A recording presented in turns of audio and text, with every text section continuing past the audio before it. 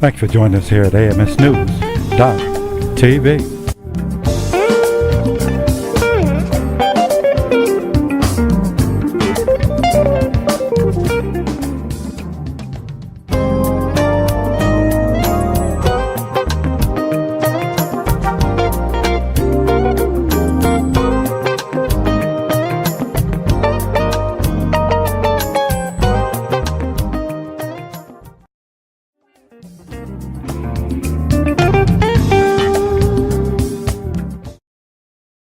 Welcome home, everyone. I am Mary Spence, your host of AMSnews.tv, 21st Century Investments, and we are here with our very special guest today, Miss Rachel Miller-Ferrani of TurnKey Title.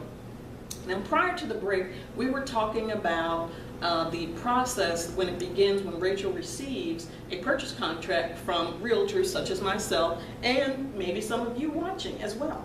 And so she was talking about the process where they go back 60 years searching title on a home and looking for any liens. And one of the things I was hoping that you could let our viewers know, what is a lien?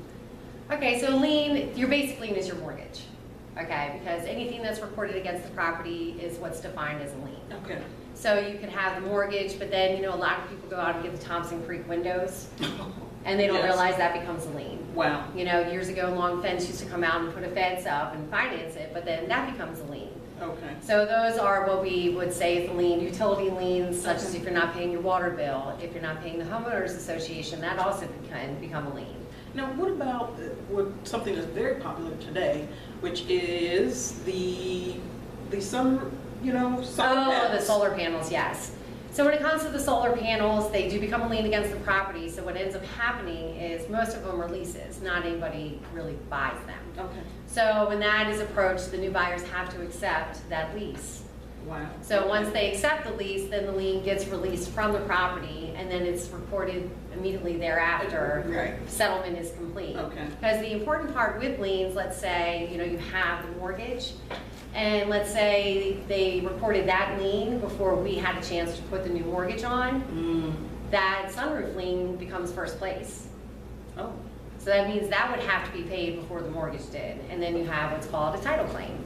Wow. So that's the importance of what we do, to make sure that you're getting good title and you don't have to worry about that. Now, that solar panel you said becomes first. What happens if someone, a seller, if you will, owes the IRS? Who then is first? IRS is first. Ah. No matter what. Okay. We already know. Okay. IRS is first. Okay. So if someone goes to sell their home and they have a huge IRS lien, that's going to have to be paid. Wow. Yeah, and I mean that's where, you know, the tendency that's held comes into play. Like if you're husband and wife and the husband just has a judgment against him, Okay. That's it. It doesn't matter. Okay. Because the, you know, attendance by the entirety is what it's called. It's Correct. like one perfect circle that Yes. can't be cracked. Yes. So, you know, I mean, it's definitely, you know, dissecting and sometimes a mystery that we have to solve. You know, we just had to find this one lady who was 92 years old because the deed that was recorded over 30 years ago was done incorrectly. Wow. So thankfully she was still alive, so we could get her Right. to sign a corrected deed. Wow. Yeah. Wow. So it's interesting for sure. I'll say quite interesting. Yes. Now, I know at some point the information that you all pull together goes to the lender. What happens at that point? So we send all the information that we found on title and we send it to the lender because of course the lender wants to make sure that the title is clean too. Of course. Right, and their liability is strong. Yeah, You know, correct. that they're not, well, not strong, that's the reverse, but they want to make sure they're in first place. So in order to do that, you know, a lot of people have what's called an unreleased trust, which means they paid off the mortgage, but it's still sitting there. Okay. Okay, so what happens is we have to clean that off. Okay. Because if we don't, and for any reason it's not paid, they're in first position. Oh. Right. Okay. So the lender also wants to make sure there's no liens because those liens will remain in first position, which then puts them in second, which where they don't want to be, Right. in case of Right. a foreclosure. Right. Well, they have to make sure that the risk that they're taking Right. is a good risk for them as well. Absolutely, exactly. Okay. Wow. So now the lender has that information, and you're getting the loan payoff information. So what happens when the buyer then comes in, or seller as well for that matter, Right. comes in and, you know, they're ready to sign their papers. What happens at that point? So we all meet at the conference table. A lot of times people don't meet all together anymore. The seller will come in at one point, the buyer at Okay. another. We run into buyers being in California, let's say, you know, so we have to send a notary out to them to get their portion done prior to the buyer coming in. But it's very simple. I do all my own settlements. It's one of my selling points to my clients. Wonderful. And I like to just make it quick and fast, because by the time you see me, you're over the whole process. Like, you're just done, you just want to get into your house. I don't like to hear myself talk. So we go through it very quickly. I get to all the main points, and, you know, the deed of trust, all I ever say is if you pay, you stay, if you don't, you won't. Good point. And it's pretty much that Quick simple. and to the point. Yes, absolutely. And I make sure they have knowledge of the important things. Right. The interest, the payments, what happens if you don't make a payment on time. Can you make partial payments? Because every lender is different. True. So, True. and then I like to give them a little bit of advice. You know, some people who like to pay the house down quicker, I always tell them to do biweekly payments.